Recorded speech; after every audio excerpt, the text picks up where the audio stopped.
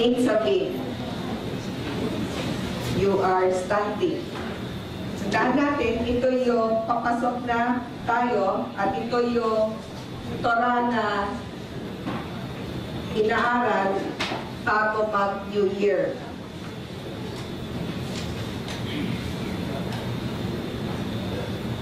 Madalas, meron trumpetang binoblow pag sa araw ng New Year, Rosh Hashanah.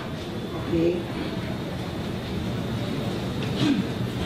So, basahin natin Deuteronomy chapter 29, verse 10. Basahin natin. Kayong lahat ay nakatayo ngayon sa harap ni Yahweh na inyong Diyos, ang mga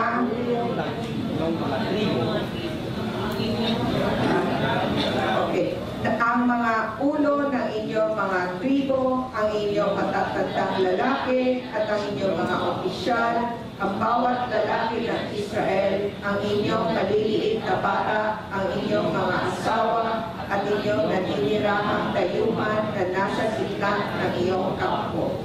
Mula sa tagakuha ng iyong kahoy hanggang sa tagasalot ng iyong tubig. Ngayon, dito sa mga papasok na sa Kanaan, sa kaharian ni Elohim. Okay. May pinili pang tao? Meron ba? Lahat. Kasama ang dayuhan. Kasama ang mga tagapagsipak ng kahoy at taga-igib ng tubig. So, meron bang exception dito sa tinawag kung sino maaring pumasok sa kaharian? Minsan sasabihin mo, hindi ako yan kasi mahirap lang ako. Hindi ako yan kasi wala akong kakayanan. Imposible ako yan kasi ako ay makasalanan. Wala na akong pag-asa. May ganun ka sinabi dito. So, ibig sabihin, ito ay para sa lahat. Walang pinipili, walang mataba, walang payat, walang malakas, walang mahina, walang mayaman, walang mahirap, walang mataas, walang mababa. Kundi para sa lahat ng tao. So, walang dahilan para sabihin natin, kasi hindi ako binigyan ng pagkakataon na makapasok. So, kung ano man ang sitwasyon natin sa buhay, meron lang tayong kailangan gawin para tayo ay makapasok. Pero hindi ibig sabihin na wala kang pagkakataon pumasok. Meron ka lang dapat desisyonan sa buhay. Katulad kagabi, nanonood ako ng palabas yun? Alam mo yung mamang maraming tattoo?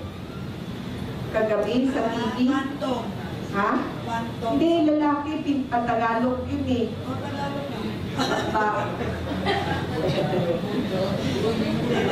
Sino nanood nun? Mukha ba yun? Mukha? Mukha. Channel ANC. ANC ba yun? Basta siya, puno-puno siya ng tattoo.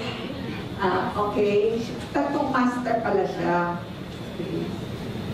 Ngayon, itong tattoo master, no? Na-aksidente siya.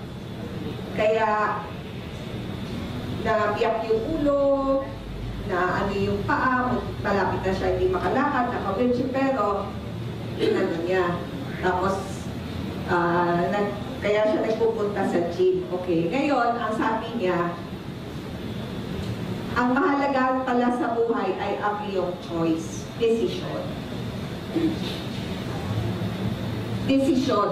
Ngayon, ang ano dito is, lahat tayo may pagkakataon pumasok doon sa loob ng kaharian. Ngayon, ito ay isang desisyon na dapat mong gawin. Para ako, gusto ko bang pumasok o hindi? Pero bago ko pumasok, meron akong dapat gawin muna, yun ang itutuloy ko, ano yung mga dapat gawin, pero desisyon yun. Pero hindi mo pwede sabihin, ay, hindi ko alam kaya pasensya ka na, Panginoon, pag dumating ka, hindi ko alam kasi na meron pala akong dapat gawin. Walang excuse, walang dahilan, dahil ito ay pinaalam niya sa ating lahat. So, basahin natin sa Galatians chapter 3, verse 28, si Paul. Ang sinabi niya dito, walang Hudyo ni Grego man, walang alipin ni taong laya, walang lalaki ni babae man, sapagkat kayong lahat ay isang tao na kaisa ni Kristo Jesus.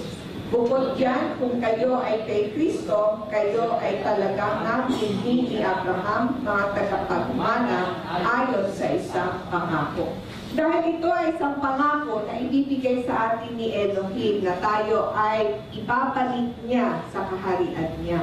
Itong pangako ay binigay niya kay Abraham. At dahil kay Hesus Kristo, na siya yung tagapagligtas sa atin dahil sa pagkamatay niya ang kanyang dugo na binigay niya sa atin. Tayo ngayon ay kalahi na ni Abraham. So tayo ay kasama na rin doon sa pangako yun. So lahat tayo ay kabahagi ng pangako yun. Okay. So anong mga desisyon na kailangan natin gawin sa buhay? Desisyon. Okay. Ito ang mga kailangan natin. Basahin natin. Deuteronomy 29 verse 12. Upang makapasok ka sa tipan ni Yahweh na iyong Diyos at sa kanyang sumpa na ipagtipan sa iyo ngayon ni Yahweh na iyong Diyos, sa layunin itatag ka ngayon bilang kanyang bayan at upang siya ay maging iyong Diyos, gaya ng ipinangako niya sa iyo at gaya ng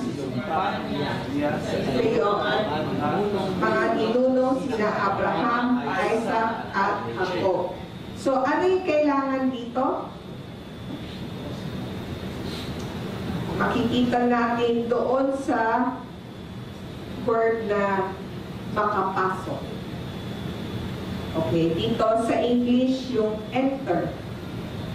Pero sa Hebreo ay abar. So hindi lang siya just enter. Alam mo, ang ibig sabihin is crossover. Hindi natin siya masyadong makita in a picture kasi na-translate na siya sa English tapos sa Tagalog. Hindi lang siya katok ng pinto, bukas, pasok. Hindi. Dito is mayroon ka kailangan iwan, tatawid ka at papasok ka doon sa kaharian. Hindi siya basta pumasok lang. Ibig sabihin nun, crossover. Meron kang tinawiran. Katulad ng mga Israelita, nakikita nila sa Jordan ang Israel. Okay? Kailangan sila tumawid sa dagat ng Jordan bago sila makatawid. Si Abraham noon ay isang Assyrian, Syria. Galing si Abraham sa Syria. Kaya magkapang-anak si Fadi, Syrian, at saka same lahi. So, kailangan si Abraham mag-crossover, tumawid din. Katulad ni Wilson, go, kailangan mag-crossover din sa kanyang old life. You wanted now, yung bagong buhay, ito ay isang crossover. Yun ang ibig sabihin ito. So, ibig sabihin, kung gusto mo mag-crossover para makapasok ka doon sa tipan, doon sa covenant, doon sa kaharian ni Yahweh Elohim, yun ang sinasabi dito. Kasi gusto mo mag-crossover. Kaya ano yung mga dapat gawin? Ang purpose is to cross over. Ang purpose is makapasok ka na. Kailangan mo iwanan yung dati. At hindi lang iwanan, kundi tawiran. At babalik ka pa o hindi? Ha? Hindi na. Madali o hindi? So, yun ang ibig sabihin ng makapasok. Hindi lang siya ibig sabihin makapasok. Kailangan may crossover. No? Para physically makita mo na meron kang iniwanan, pinalikuran, at pinasukan. So, yun ang ibig sabihin ng ginawa na dapat gawin ng mga Israelita. Dapat iwanan na nila ang buhay nila sa Ehipto at tawirin magkaroon ng buhay dito. Tayo, iwanan na natin yung mga bagay-bagay na nagiging sanhi na hindi tayo makasunod sa Panginoon at maging makasalanan at gumawa ng mga kalimal-rimalim na bagay sa Panginoon. Dapat natin iwanan yung buhay na yon at sumunod sa salita niya at bumalik sa kanya kaharian. Yun ang ibig sabihin ng crossover. At dito makikita natin si Abraham, basahin natin. At sinabi ni Yehoshua sa buong bayan, ito ang sinabi ni Yahweh na Diyos ng Israel, sa kabilang ibayo ng ilog na nahanan ang inyong mga ninuno noong sinaunang panahon. Si Terah na ama ni Abraham at ama ni Nahor at naglilingkod sila noon sa ibang mga Diyos. Yun yung nangyari kay Abraham. Ang kanyang lahi katulad ni Terah at ni Nahor, sila ay naglilingkod ng mga ibang Diyos. Dahil nakita ni Abraham na gusto niya doon sa isang Diyos lamang, kaya niya iniwanan yun at pumunta sa kaharian ni Elohim. Dahil doon siya ay tinatawag na ama ng pananampalataya. At dahil doon ang sinasabi na dapat nating sundin ay ang ama, ay ang Diyos ni Abraham. At sino pa ang kasama dito sa ni Moses? Basahin natin. Ngayon, sino yung nandun sa likod?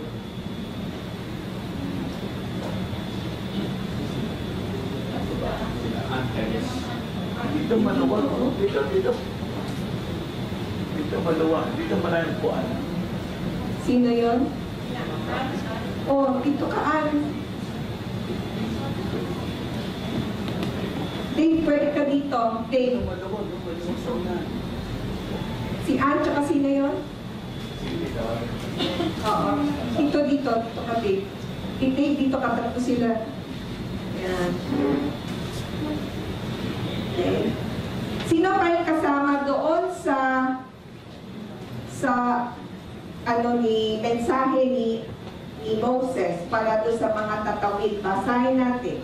Ngayon, hindi lamang sa inyo ako nakikipagtipan ng tibang ito at ng sumpang ito, kundi sa kanya na nakatayo dito kasama natin ngayon sa harap ni Yahweh ng ating Diyos at sa kanila na wala dito sa atin ngayon. Kaya di ba pwede sabihin, ay hindi, panahon pa yan ni Moses eh. Hindi na yan, tapos na yan. Pero ang nakasulat dito, kasama yung mga tao wala pa doon nung panahon na yun. So, ibig sabihin, mga kapatid, kasama tayo o hindi? Kasama tayo. Hindi natin pwede sabihin na itong mga kautusan na to, itong mga pili ni Moses, ay hindi na para sa panahon na yun. Hindi totoo yun. Dahil nakasulat dito, pati yung mga wala pa noon, hindi pa pinanganganak noon. Lahat yun naisip na ng Panginoon natin para sa atin. So wala talaga tayong dahilan na hindi makinig doon sa salita ni Moses. Okay. Ngayon, pwede natin sabihin, kayo na lang mga maka-Diyos. Pabayaan nyo na ako eh. Hindi naman ako magkaka-apekto sa inyo eh. Or gusto mo na lang paki-ride on doon sa mga maka-Diyos din. At sabihin mo, hindi ko na kailangan gawin yung parte ko, maging contributor ako sa pagiging maka-Diyos ninyo. Basahin natin kung tama yun. Basahin natin. At mangyayari na kapag may nakarinig ng mga salita ng sumpang ito at pinagpala niya ang kanyang sarili sa kanyang puso na sinasabi, magkakaroon ako ng kapayapaan, bagaman lalakad ako sa pagkasutil ng aking puso na may layuning lipulin ang natutubigang kainang kasama ang nauuhaw. Hindi na naisin ni Yahweh na patawarin siya, kundi ang galit ni Yahweh at ang kanyang pag-aalam ay uusok laban sa taong iyon. At ang lahat ng sumpa na nakasulat sa aklat na ito ay tiyak na papasa kanya at papawiin na ni Yahweh ang kanyang pangalan mula sa silong ng langit, kaya ibubukod siya ni Yahweh sa ikapapahamak mula sa lahat ng tribo ng Israel na nakasulat sa kalat-kalat ng ito ng kautusan. Anong ibig sabihin doon? Ang ibig sabihin nito, minsan akala natin na tayo ay isang tao, kung ano man ang gawin natin sa buhay natin, alam nyo ba na nakaka-apekto sa karamihan. Kaya, tingnan nyo ang nangyayari sa atin ngayon sa bansa natin. Di ba magulo? Katulad ng isa-isa, mula doon sa mula kay Napoles, doon sa 3 senator. Ngayon, alam natin may issue kay Binay. Alam natin maraming question. Alam natin ngayon na may lumalabas pa na yung DAP ay kasama rin sa hindi maayos na paghahawak ng gobyerno. Pero bakit nagkaganon? Saan ba nag-umpisa yan? Di naman bigla na lang naging corrupt itong Pilipinas. Hindi. Madalas nag-uumpisa yan sa isa, pwede, tumanggap, gusa, sumunod, hanggang sabihin, ginagawa naman niya, ba't di ko gawin? So, ibig sabihin, yung hindi pagsunod sa kautusan ni Elohim, nakakahawa yun. At dahil doon, nagiging kasiraan ng isang maliit na syudad, hanggang sa lumalaki, hanggang nagiging problema na ng isang buong bansa. Pero hindi ibig sabihin na magluluglog na lang tayo sa problema, harapin na lang natin, pababayaan na lang ba natin itong korupsyon? Gusto ba natin sa ating bansa? O mahalaga din natin makita na pagiging makatuwid, sumunod sa kautusan ni Yahweh Elohim, ay makakatulong din sa pagtuwid ng isang bansa. So dapat dahil dito, mahikayat tayo na maging masunurin. Dahil kala mo lang iisa ay walang epekto, pero sasabihin ko, mula sa isa, maging 2, maging 3, maging isang pamilya, maging isang buong, maging isang fabtech, isang company na nananalig sa ating Panginoon, na sumusunod sa kanyang kautusan. At malay mo, may isang araw, makakaroon din tayo ng epekto kung gugustuhin natin sa buong bansa.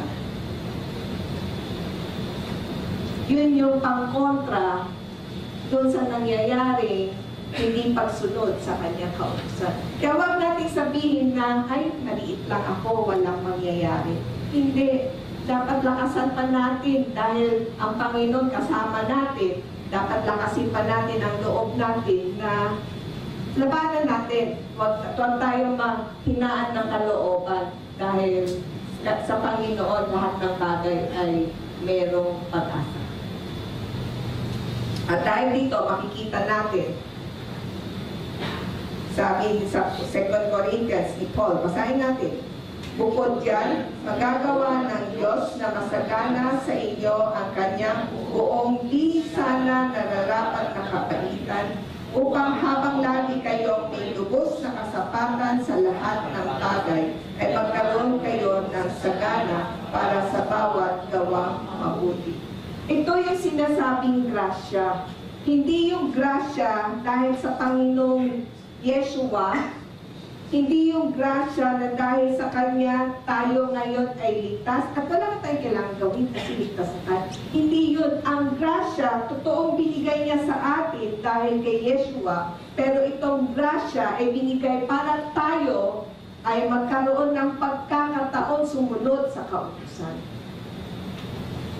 Mali yung ibig sabihin na natin, hindi na natin kailangan ng kautusan kasi grasya lang. Hindi, mga kapatid, grasya para tayo ay matutong sumunod sa kautusan. Dito nakasulat di nararapat na kabaitan ay grasya. Ibig sabihin, we don't deserve it. Yung kindness, kabaitan ng ating Panginoon. Ito yung kabaitan, ito yung grasya. Pero itong grasya binibigay niya para tayo ay maliwanagan na sumunod sa kautusan. Hindi ibig sabihin ng grasya na wala na tayong kailangan gawin, kundi grasya na sumunod sa Kanya.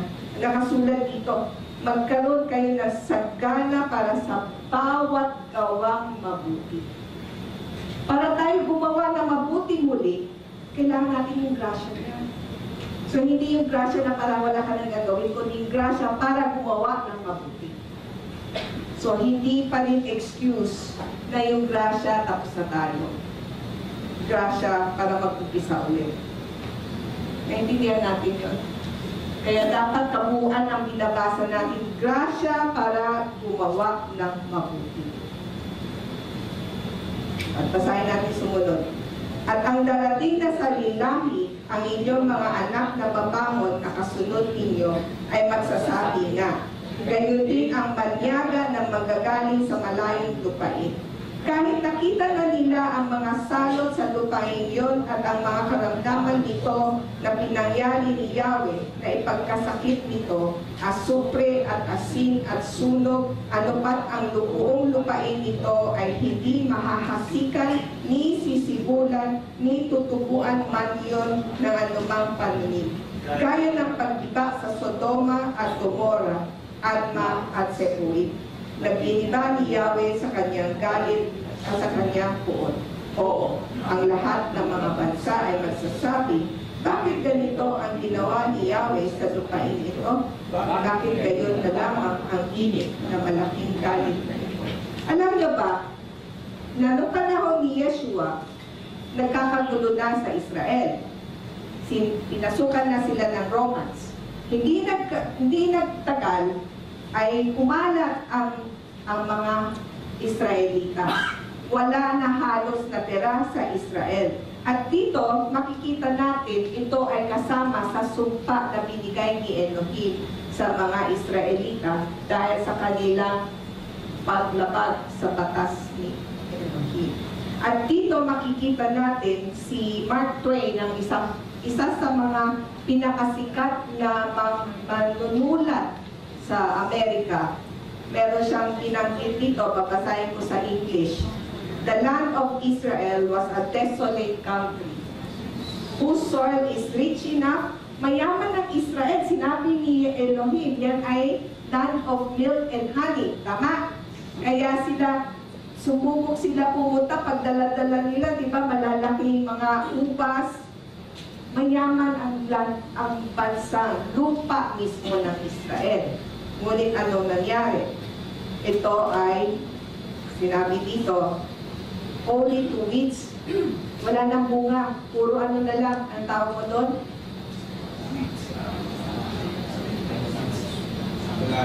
Ha? Naging talahib na lang siya. A silent, mournful expanse. Ibig sabihin, parang lugar ng patay. Desolation. Nakakaawang lugar. We never saw a human being on the whole route. Hardly a tree, walang puno, walang puno. Kahit na yung olive tree at cactus na kahit saan, kahit ang desierto, tutubo, pati yun hindi nabubuhay. So, anong uri ng lupa ang Israel? Ito ang picture. Sumunod yung picture. Ito ang larawan pang Israel ng ilaw para mas makita natin. Ito ang larawan ng Israel noong 1867, sinulat ni Mark Twain. Yan ang larawan ng Israel. Paano mo ma-imagine? Sinabi ng Panginoon, dadalhin ko kayo sa lugar ng pulog-pukyutan, gatas at pulog-pukyutan. Tingnan mo yung picture na yan. Gusto mo ba tumira dyan? Kaya sila nagsilayas dahil anong buhay meron dyan? Pero ba't nagkaganon? Bakit nagkaganon? Sino ang may problema?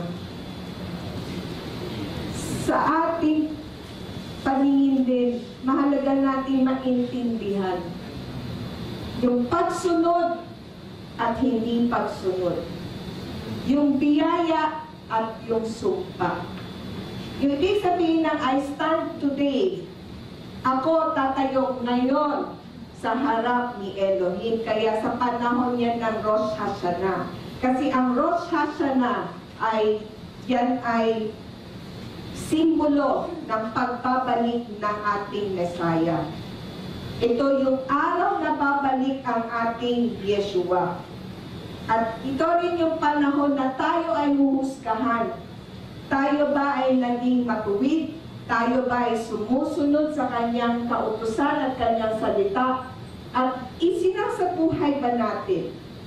At kung hindi, ito ang mangyayari. At dahil doon, ito ang nangyari sa mga Israelita. At ito, sumunod na slide, ito si Mark Twain. At sinabi niya dito, kahit na ang sinabi niya dito, 30% ang tao doon ay mga Israelita. Pero ang tinawag na nung panahon yan ay Palestinian private land. Hindi na rin siya Israel. Pero ngunit alam natin na kahit yun ay nangyari, yun pa rin ay dahil yan ang Jerusalem ay ang pinili ni Elohim na maging templo niya. So, ang Diyos natin ay hindi nagbabago. Yung sinabi niya noon ay kanyang sinasabi noong panahon na to at kanya rin sinasabi at tinitukoy sa darating na panahon. Sumunod na picture. Ito ngayon ang Israel. After the Holocaust, bumalik sila. Itinaguyod nila ulit. At next picture, ito ang bagong Israel. So, ano ang kaibahan doon sa slide number 11? At ito slide number 14. Slide ulit. So, alin ang gusto ninyo? Alin ang pipiliin? Kaya I stand today is always a choice. Alin ang gusto mo? Dahil parehong lugar, pareho maaaring maging iyong pulong-pukyutan or isang lugar na tuyo. Choice. Decision. But pag sinabi natin choice, sinabi natin decision, dapat nandito yun. Sa pag-iisip natin, tapos sa gawa, sa salitang lumalabas sa ating bibig. Ngunit may pabala ang ating Panginoon. Basahin natin.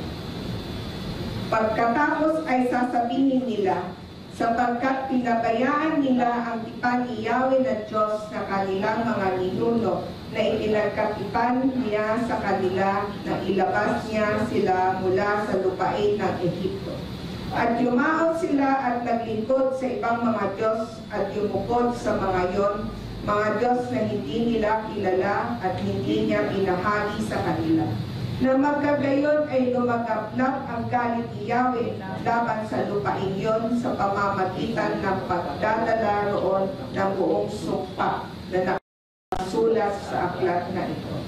Kaya binunod sila ni Yahweh mula sa kanilang lupa sa galit at sa pagngangalit at sa malaking puot at ininapon sila sa ibang lupain gaya ng sa araw na ito. Kaya mahalaga,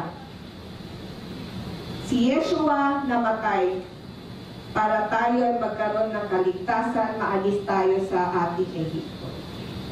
Ako ngayon ay nananalig sa ating Yeshua at ngayon ako ay dapat magdesisyon.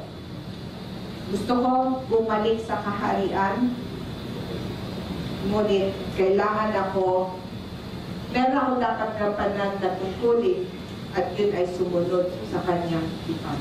Bago ako pwedeng bumalik. Hindi yung nakaligtas ako sa Ehipto, nananalig ako, wala na akong nagawin, grasya na lang eh.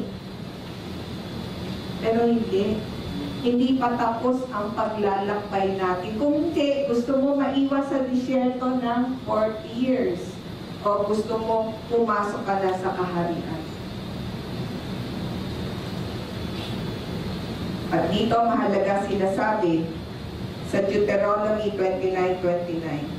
Ang mga bagay na nakakupli ay nauukol kay Yahweh na ating Diyos, ngunit ang mga bagay na isiniwalat ay nauukol sa atin at sa ating mga anak hanggang sa panahong walang takda, upang matupad natin ang lahat ng mga salita na kautusan ito. Madalas gusto natin tanungin, bakit kailangan ako magganyan, ganyan, ganyan, ganyan, ganyan, ganyan, ganyan? 613 commandments. Bakit kailangan ko sundin? Bakit kailangan ako maging ganun? Ang hirap naman, bakit?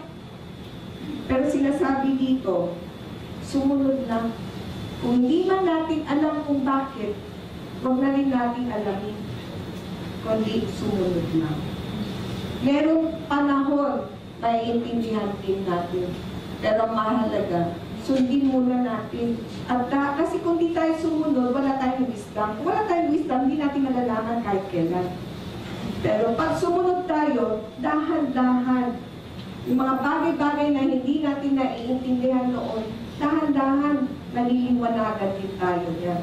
So mahalaga, sumunod muna tayo. Ang gusto natin, hindi marami muna tayong question. No? Kasi ayaw natin sumunod. Sa kanila nga sa Hudyo, sumunod muna. Listen is sumunod.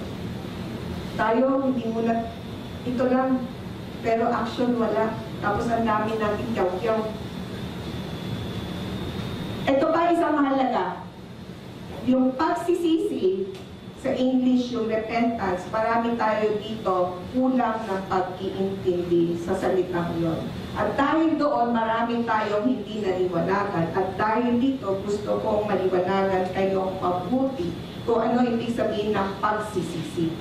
Kasi kung hindi nyo naintindihan yung pagsisisi, malaking problema natin sa buhay din natin. Dahil sa susunod na Sabat na Friday, Yom Kippur na, Day of Atonement. Like yung ginawa natin last year, meron tayo one whole day of fasting from Friday night to Saturday night. So ngayon, nilita ko rin na dito tayo magtulog. Hindi ito requirement kung sino lang may gusto. At dito tayo magkakaroon ng magkakaroon ng repentance. Day of Atonement. Okay, tapos last year, after that, kumain kami sa labas at nag-enjoy kami ng aming dinner. No? So, iniimbita ko ulit, ito ay mangyayari, itong susunod na Sabat natin. So, basahin natin. Mangyayari nga na kapag ang lahat ng mga salitang ito ay dumating sa iyo, ang pagpapala at ang sumpa na inilagay ko sa harap mo, at inunita mo ang mga yon sa iyong puso sa gitna ng lahat ng mga bansa kung saan ka ipinangalan ni Yahweh na iyong Diyos at nagbalik ka kay Yahweh na iyong Diyos at nakinig ka sa kanyang tinig ayon sa lahat ng iniutos ko sa iyo ngayon. Ikaw at ang iyong mga anak na iyong buong puso at na iyong buong kaluluwa. Ibabalik din naman ni Yahweh na iyong Diyos ang iyong mga pinag at papakitaan ka ng awa at titipunin ka muli mula sa lahat ng mga bayan kung saan pinangalat ka ni Yahweh na iyong Diyos. Alam nyo, saan nyo nakita dito yung pagsisisi, yung repentance? Meron?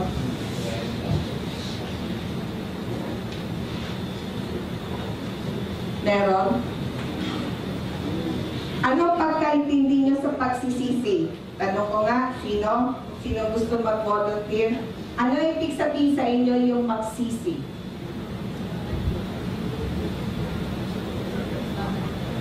Ano ibig sabihin ng pagsisisi? Ha? Sino yung may masagot dito?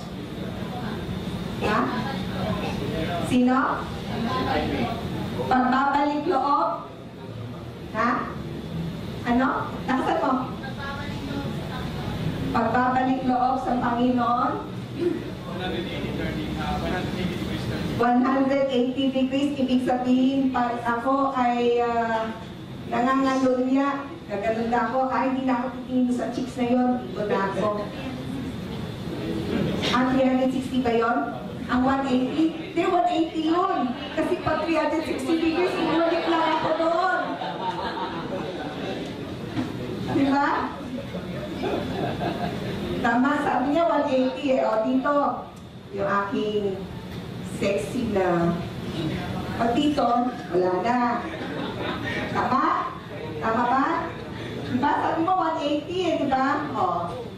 Yan ang karamihan ng pagkaintindi natin sa pagsisisi. Pero hindi yan biblical. Bakit? Hindi natin nakita. Yung sinabi dito sa English, and you return. Yung return, or sa Tagalog ay ipinangalat, yun ang pagsisisi.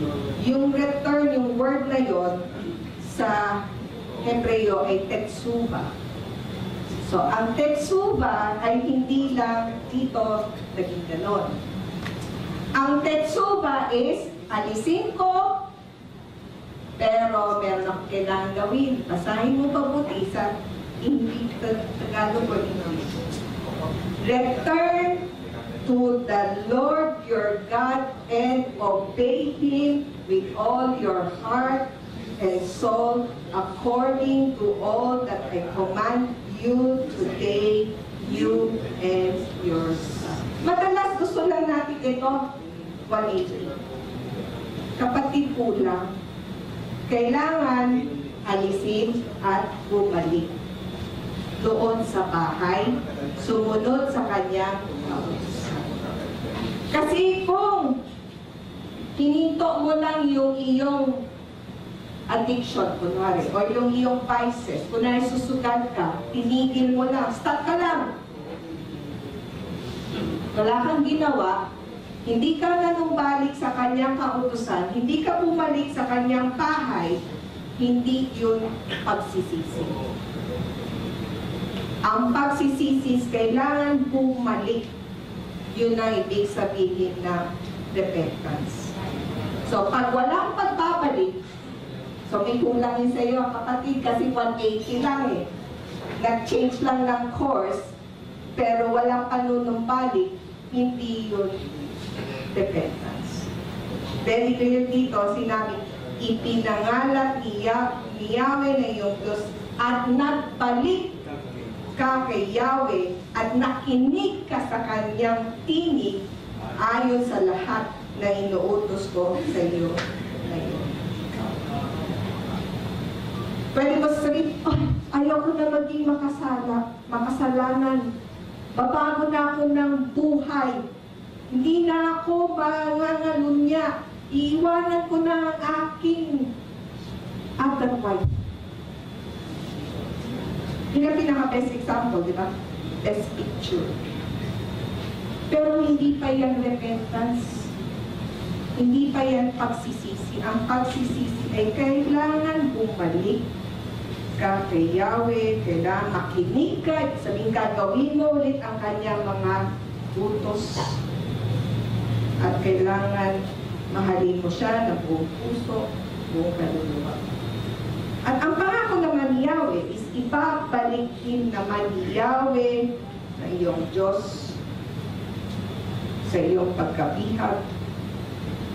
Papakitaan ka niya ng awa, titipunin ka muli mula sa lahat ng mga bayan kung saan itinangalan ka ni Yahweh. Very clear ba yun? Kasi malaking pagkaiba yan sa ating pananaw sa buhay. Kung naniniwala ka na ang pagsisisi ay sabihin, Lord, forgive me, tapos na. Kapatid, hindi yun. No? Naintindihan natin? Kailangan ako, binabasa ko diretso, isa-isa ayon sa salita. Ito ay literally nakasulat dito. Hindi ko rin dinadagdagan, hindi ko rin binabawasan. Ito yung kabuuan na ibig sabihin ng pagsisisi. So kung hindi ka rin nanumbalik sa kanyang kautusan, sa kanyang salita, hindi rin. Kaya dito makikita natin sa Mateo, si Yeshua, nung bago siya magsimula, magturo, ang sinabi niya, mula ng panahon yon ay pinasimula ni Yeshua ang pangangaral at ang pagsasabi, magsisi kayo sapagkat ang kaharian ng langit ay malapit na. So, ibig nga sabihin ng pagsisisi ay manumbalik ka sa Torah, dahil andun ang kaharian ni Elohim. Hindi niya sinabing magbago ka lang or kalimutan mo lang or i-drop mo lang yan, kasalanan mo na yan. Hindi. Ibig sabihin dito ng pagsisisi ay manumbalik doon sa kanyang kautusan. Kaya kahit na si Yeshua paliwanag na yun ang kanyang ibig sabihin. Basahin natin susunod. Kung ang iyong nangalat na bayan ay mapasok sa dulo ng langit, mula roon ay titipunin ka ni Yahweh na iyong Diyos, at mula roon ay kukunin ka niya, dadalhin ka ni Yahweh na iyong Diyos sa lupain na inari ng iyong mga ama, at tiyak na aariin mo yun, at gagawan ka nga niya ng mabuti, at pararamingin ka niya na higit pa kaysa sa iyong mga ama. Ngayon, dahil handa ka na, meron ka ng pagsisisi, gusto mo nang bumalik, gusto mo na, sumusunod ka na. Ito na yun. At tutuliin ni Yahweh na iyong Diyos ang iyong puso at ang puso na iyong supling, upang ibigin mo si Yahweh na iyong Diyos ng iyong buong puso at ng iyong buong kaluluwa, alang-alang sa iyong buhay. At tiyak na ilalagay ni Yahweh na iyong Diyos ang lahat ng mga sumpang ito sa iyong mga kaaway at sa mga napupuot sa iyo at umisig sa iyo. Kung tungkol sa iyo, ikaw ay papaling at tiyak na makikinig sa tinig ni Yahweh at isasagawa mo ang lahat ng kanyang mga utos na inuutos ko sa iyo. Ano ibig sabihin ng di maganda ang Tagalog, matutuliin? Parang, ha? Okay, circumcise your heart na lang. Ano ibig sabihin ng heart ulit?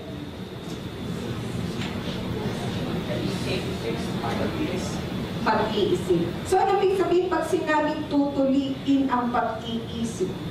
Pag-iisip. Ano ibig sabihin? May connection yan dito. Kung tungkol sa iyo, ikaw ay babaling at tiyak na makikinig sa tinig ni Yahweh at isasagawa mo ang lahat ng kanyang mga utos na inuutos ko sa iyo. Ibig sabihin ng circumcision or tutuliin. Ibig sabihin, kailangan hindi mo na susundin ng sarili mong pag-iisip, sarili mong style, sarili mong pagkaintindi, sarili mong pagkaunawa, kung hindi ayon sa kanyang salita, isa sa gawa mo at isa sa puso mo. Yun ang ibig sabihin ng circumcision of the heart. Hindi ka na nabubuhay ayon sa style mo, ayon sa pagkaunawa mo, ayon sa pagkaintindi mo, kundi ayon sa salita niya. Pag sinabi niya, magpahinga ka sa Sabat, sasabihin mo, ay hindi, kasi marami pa akong obligasyon, marami pa akong gagawin, marami ka ano. Sarili mong dahilan mo, sarili mong excuses, at dahil meron kang dahilan mo, hindi yan circumcision of your heart. Ang circumcision of the heart, kahit hindi ka mapalagay, hindi piling mo marami ka pang dapat gagawin, ngunit gusto mo sumunod sa kanyang kautusan, sumunod ka. At yun ang ibig sabihin ng circumcision of your heart. Hindi ka nabubuhay ayon sa sarili mong kagustuhan, not according to your will, but according to God's will. And God's will is according to His Torah. So, kung sumusunod ka, hindi dahil sa gusto mo, kundi dahil gusto mo sumunod, yun yung circumcision. Hindi ka na nabubuhay ayon sa sarili mo pag-iisip, kundi sa pagsunod sa ating Elohim. At dahil doon, ang pangako niya ay, basahin natin, at pangyayarihin na ni Yahweh na iyong Diyos na magkaroon ka ng labis-labis sa bawat gawa ng iyong kamay, sa bunga ng iyong tiyan, at sa bunga ng iyong mga alagang hayop, at sa bunga ng iyong lupa na nagdudulot ng kasaganaan, sapagkat si Yahweh ay muli magbubunyi sa iyo sa ikabubuti, gaya ng pagbubunyi niya sa iyong mga ninuno. Sapagkat makikinig ka sa tinig ni Yahweh na iyong Diyos upang tuparin ang kanyang mga utos at ang kanyang batas na nakasulat sa aklat na ito ng kautusan. Sapagkat papalik ka kay Yahweh na iyong Diyos na iyong buong puso at na iyong buong kaluluwa. Kung titingnan mo, walang tigil na sa remind sa atin ni Moses yung pagsunod. Walang tigil. Yung pagpabalik din. At dito, sabihin natin mahirap, basahin natin. Sapagkat ang utos na ito na inuutos ko sa iyo ngayon ay hindi napakahirap para sa iyo, di malayo man ito. Wala ito sa langit upang sabihin, sino ang aakyat para sa iyo amin sa langit at kukuha niyaon para sa amin, upang maiparinig niya yun sa amin at maisagawa namin yun. Ni ito man ay nasa kabilang ibayo ng dagat upang sabihin, sino ang tatawid para sa amin sa kabilang ibayo ng dagat at kukuha niyaon para sa amin, upang maiparinig niya yun sa amin at maisagawa namin yun. Sapagkat ang salita ay napakalapit sa iyo, nasa iyong sariling bibig at nasa iyong sariling puso upang maisagawa mo. So, ibig sabihin, walang dahilan para sabihin mo, mahirap intindihin. Hindi ko maintindihan. Pero sa totoo lang, kahit basahin mo dahan-dahan, imposible hindi mo maintindihan. Kahit na basahin mo siya literally, pero mahalaga na sinasabi dito, hindi siya malayo sa atin. Napakalapit, walang dahilan para bigyan natin ng excuse na hindi ko alam, hindi ko narinig, hindi ko nasunod. At dahil dito, sa 1 John chapter 5 verse 3, kasahin din natin, sapagkat ito ang kahulugan ng pag-ibig ng Diyos na tuparin natin ang kanyang mga utos. Kayunman ang kanyang mga utos ay hindi mabigat. Amen. Ito ang maganda dito. Dahil dito, nasa Judgment Day tayo at tandaan nyo, ang New Year, Rosh Hashanah, is also Judgment Day. I stand today in front of Elohim so that I will be judged today. So, ito ang dapat natin piliin. Basahin natin. Tingnan mo inilalagay ko nga sa harap mo ngayon ang buhay at ang kabutihan o ang kamatayan at ang kasamaan. Kung makikinig ka sa mga utos ni Yahweh na iyong Diyos na inuutos ko sa iyo ngayon upang ibigin si Yahweh na iyong Diyos, upang lumakad sa kanyang mga daan at upang tuparin ang kanyang mga utos at ang kanyang mga batas at ang kanyang mga hudisyal na pasya. Ikaw ay mananatiling ang buhay at darami at pagpapalain ka ni Yahweh na iyong Diyos sa lupain na iyong paroroonan upang ariin. So I start today, ano ang pipiliin mo? Yung buhay at kabutihan o ang kamatayan at kasamaan? Alin?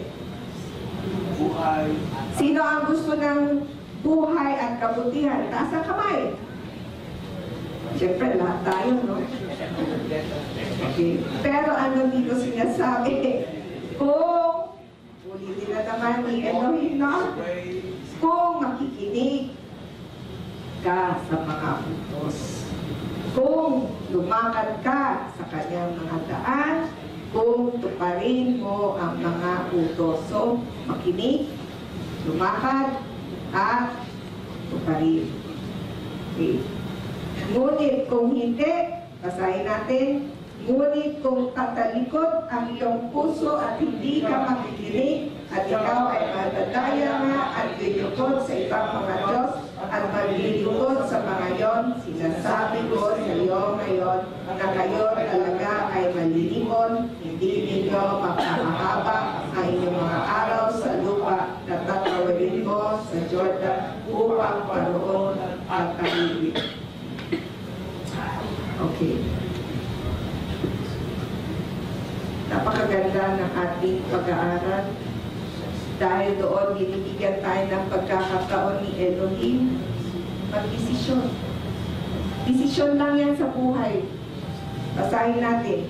Kinukuha ko ang langit at ang lupa maging bilang mga saksi laban sa inyo ngayon. At inilagay ko ang buhay at kamatayan sa harap mo, ang pagpapala at ang sumpa. At piliin mo ang buhay upang manatili kang buhay, ikaw at ang iyong sukli. Alam niyo sino ang witness? Kailangan ilan palagi ang witness, Jonathan? 2.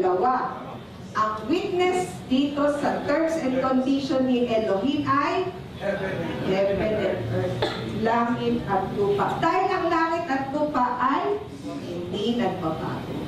Dahil ang tao nakukurap, ang tao nagbabago.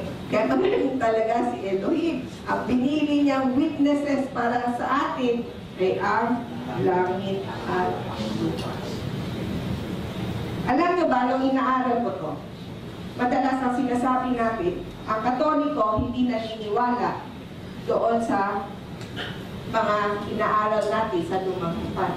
Ngunit nagkakamali tayo. Merong pag-aaral na pinanggalingan ng mga Katoliko at natawag nila ay Didache. Ito, gusto ko lang pakita sa inyo. Ang Didache is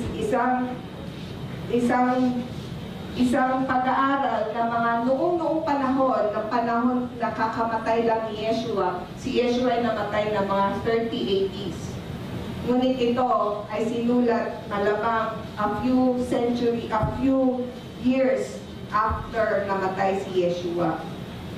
In fact, bago lumabas ang Biblia ng Bagong Testamento.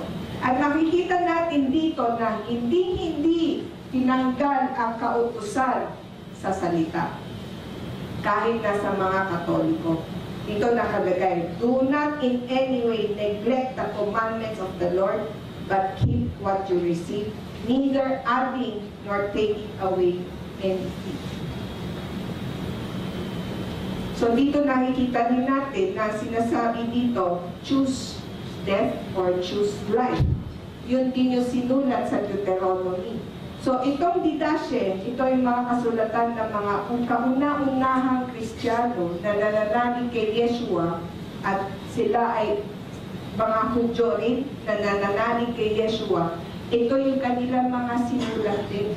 At wala dito na sinabi na tanggalin ang kautusan. Yun lang ang gusto kong maging klaro sa ating lahat. Basahin natin. Sa pamamagitan ng pag-ibig kay Yahweh na iyong Diyos, sa pamamagitan ng pananatili sa Kanya, sapagkat Siya ang iyong buhay at ang kahabaan ng iyong mga araw, upang matahanan mo ang lupa na isinumpa ni Yahweh sa iyong mga ninuno, sina Abraham, Isaac at Jacob, na ibigay sa kanila. Ito yun, kung tayo ay sumusunod, tayo ay nananatili sa Kanya.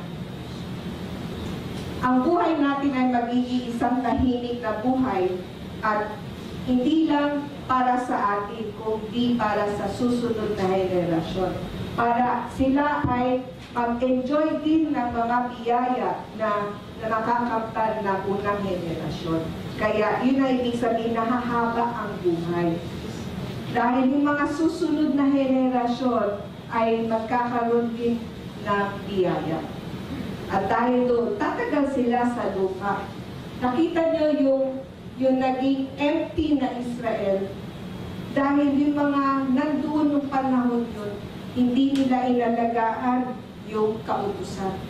At dahil doon, mga susunod na henerasyon, wala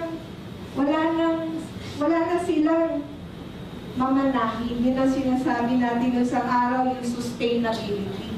Paano tayo natin masusustain yung susunod na henerasyon?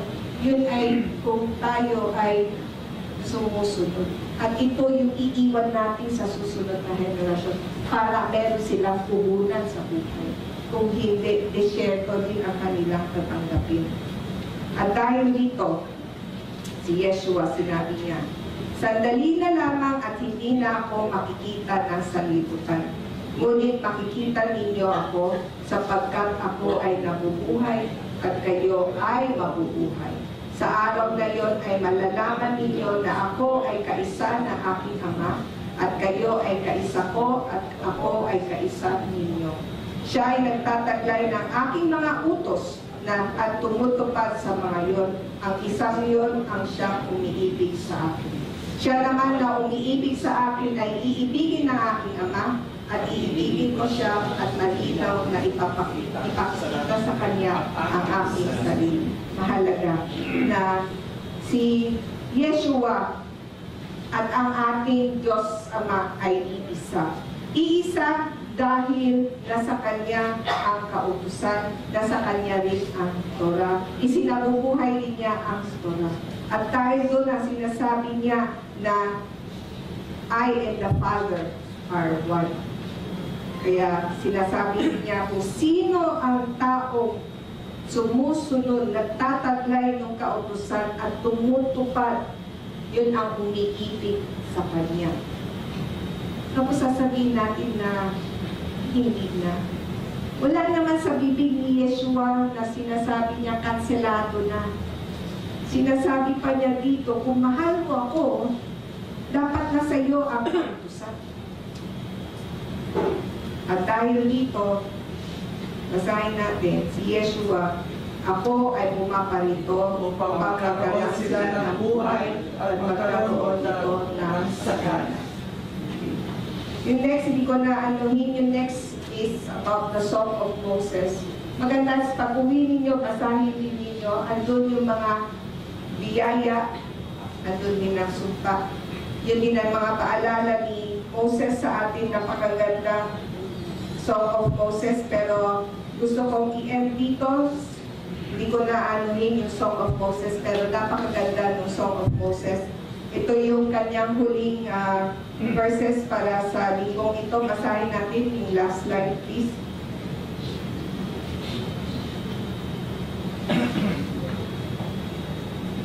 Ito yung supposed to be Torah for today. Ito yung para sa akin, ito yung pinakahalagang verse para sa akin. Pagkatapos sinasalitain ni Moses ang lahat ng mga salitang ito sa buong Israel, sinabi niya sa kanila, ituon ninyo ang inyong mga puso sa lahat ng mga salita na sinasalita ko bilang babala sa inyo ngayon, upang mautusan ninyo ang inyong mga anak na maingat na isagawa ang lahat ng mga salita ng kautusan ito. sapagkat hindi ito walang kabuluhang salita para sa inyo, kundi nangangahulugan ito na inyong buhay at sa pamamagitan ng salitang ito ay mapahaba ninyo ang inyong mga araw sa ibabaw ng lupa ng tatawarin ninyo sa Jordan upang alihin. Okay.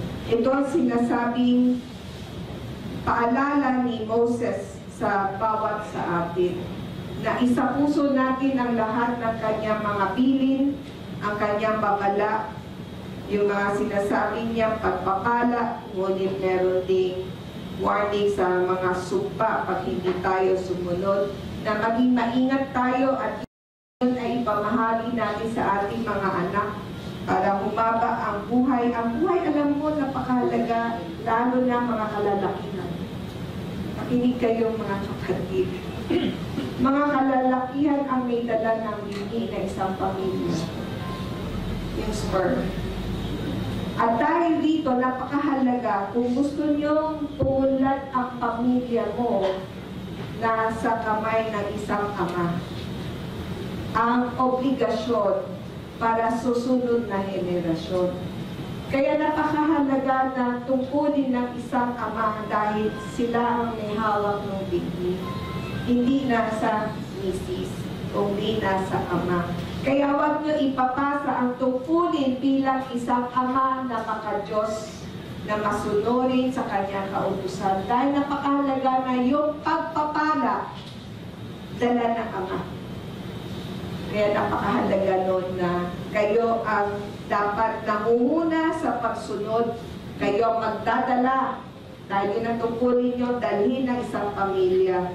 At ito yung pangako na binibigay ni Elohim para bawat isa sa atin. At sana ilagdi sa puso natin ang kanyang mga salita.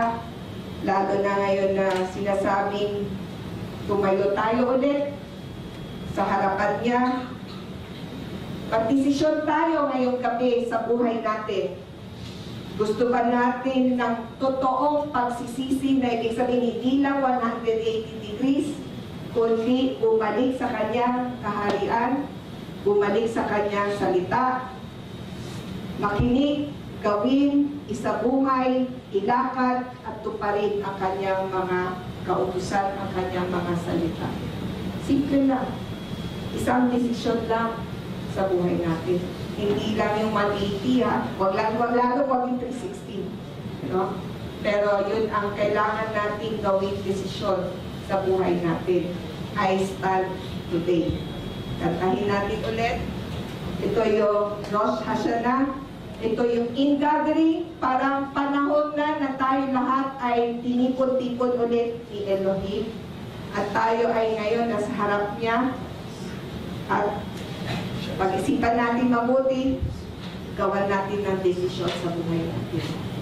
Mga kapatid, may share lang ako, no? Katulad ni Moses, ito yung mga huling sandali ng kanyang buhay, no? Na siya ay mamamatay na. So naniniwala ko yung mga taong mamamatay, yung kanilang mga mensahe ay ano, importante o hindi. Ito true story last Saturday, Sunday, isang uncle ko, 80 na, pinoproblema niya kung saan siya ililibing pag siya ay namatay. Umiyak siya sa harapan ko.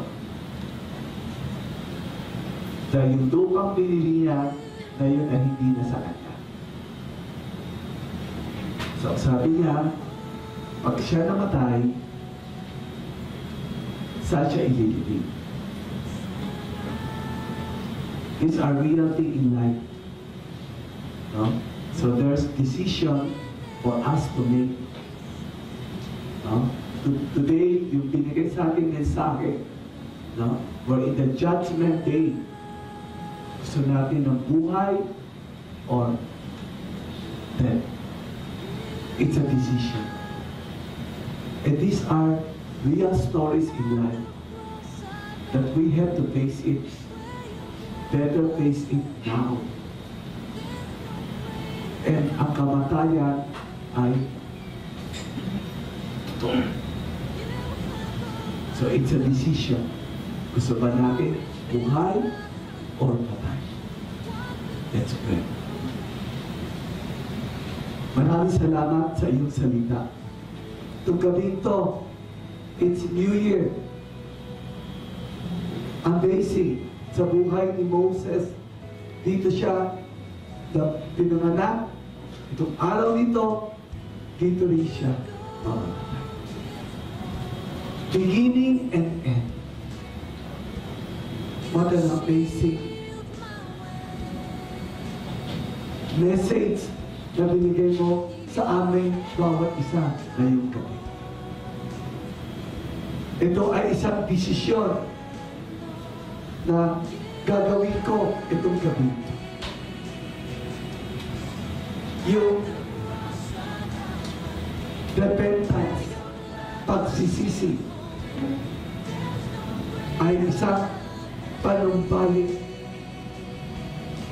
isang desisyon manumbalik sa iyong kaharian, balik sa iyong mga kautusan, balik ulit sa Torah. Ito yung desisyon.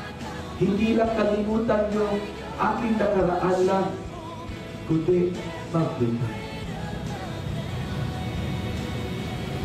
Hindi lang simpleng pagsisisi, kundi manumbalik sa iyong salita, sa iyong kautusan. Kayo aming puso, kailangan ipunin itong aming pag-iisip. Kailangan ma-circumcise, mabalik sa iyong kaharian, sa iyong salita. Yahweh, maraming salamat. Alam namin, ito pag-uwi namin, babasahin namin ulit. Itong mga last word ni Moses para sa akin. Alam ko, ito'y napaka-importanting desisyon sa buhay namin. Lalo na ako ang lalaki. Ako ang may hawak ng binhi. Itong binhi ito ay napaka-importante sa susunod na mga henerasyon. Itong binhi nito, itong desisyon nito, itong araw nito ay napaka-importante. Dahil ito rin ang ibibigay ko sa susunod na mga henerasyon. Sa aking mga anak, sa aking mga apo. Maraming salamat, Yahweh Elohim. At itong araw nito, nagdesisyon ako na sumunod sa iyong mga kautusan. Maraming salamat sa iyong salita. Dahil pinili ko ang buhay. Maraming salamat, Yahweh, na namatay ka sa akin, sa aming lahat, sa Baptist family. Dahil mahal na mahal mo kaming lahat, tsaka doon sa mga susunod na henerasyon, sa aking anak, sa aking mga apo. Maraming salamat. Sa matamis na pangalan ni Yahweh Elohim. Amen.